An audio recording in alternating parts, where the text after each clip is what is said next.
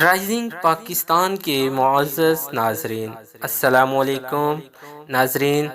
آج ہم آپ کو ایک ایمان افروز واقعہ سنانے جا رہے ہیں جس سے سن کر آپ کو انشاءاللہ بہت فائدہ ہوگا، مگر اس سے پہلے نئے آنے والے دوستوں سے گزارش ہے کہ جنہوں نے ابھی تک ہمارے چینل کو سبسکرائب نہیں کیا وہ پہلے ہمارے چینل کو سبسکرائب کر لیں اور ساتھ ہی لگا بیل آئیکن کا بٹن بھی پریس کر لیں تاکہ ہماری نئی آنے والی ویڈیو کا نوٹیفکیشن سب سے پہلے آپ کو مل سکے۔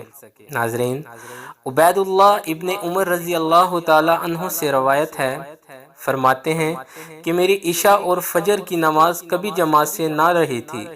ایک رات میرے ہاں کچھ مہمان آ گئے جن میں مشغولیت کی وجہ سے میری عشاء کی نماز جماعت سے جاتی رہی، چنانچہ میں نکلا کہ شاید عشاء کی نماز کی جماعت بصرہ کی کسی مسجد میں مل جائے، لیکن تمام لوگ نماز پڑھ کر فارغ ہو چکے تھے اور مساجد بند ہو چکی تھی۔ پھر میں اپنے گھر لوٹ آیا اور میں نے سوچا کہ بلا شبہ حدیث پاک میں آیا ہے کہ جماعت کی نماز فضیلت رکھتی ہے۔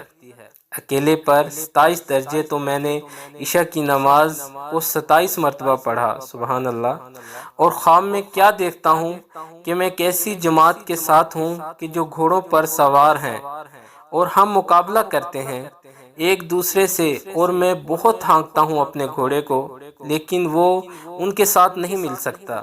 اور پھر ان میں سے کسی ایک نے کہا کہ تو اپنے گھوڑے کو نہ تھکا کیونکہ تو ہم سے نہیں مل سکے گا۔ میں نے ان سے وجہ پوچھی تو فرمایا، اس نے کہا اس لیے کہ ہم نے عشاء کی نماز جماعت سے پڑھی ہے اور تو نے بغیر جماعت کے، تو ہم سے کبھی نہیں مل سکتا۔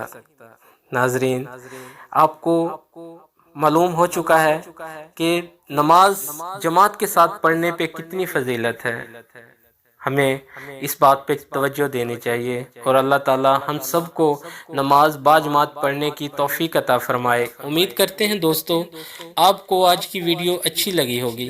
ویڈیو پسند آئے تو دوستوں کے ساتھ شیئر کریں، لائک کریں اور کومنٹس میں اپنی رائے کا اظہار ضرور کریں۔ شکریہ۔